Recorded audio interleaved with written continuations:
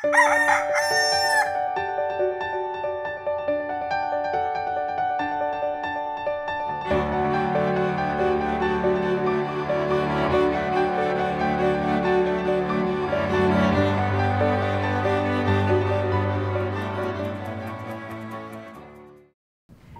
umaga mga kapamilya.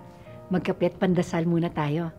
Ako si Risa Singson Kaupeng, Editor-in-Chief ng Kirigma Magazine. Kapag ikay nasangkot sa isang kaso sa korte, kakailanganin mo ang serbisyo ng isang abogado. Madalas, hindi ito mura, lalo na kung gusto mong magaling ang magtatanggol sa'yo.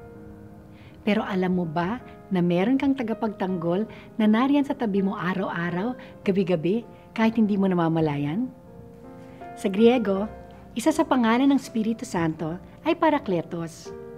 May iba't ibang ibig sabihin ang salitang ito. Una, ito'y nangangahulugang tag-aliw o comforter. Palagi natin siyang kasama, lalo na't hindi naman natin naabutan ang pisikal na presensya ni Jesus nung buhay pa siya sa mundo. Pangalawang kahulugan nito ay katulong.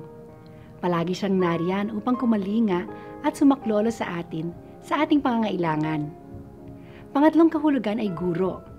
Pag kulang ang kakayahan nating intindihin ang mga paraan ng Diyos, nandiyan ang Espiritu Santo upang dagdagan ang abilidad nating mag-unawa. At pang-apat na kahulugan ay abogado. Ipinagtatanggol niya tayo sa mga paratang ng demonyo.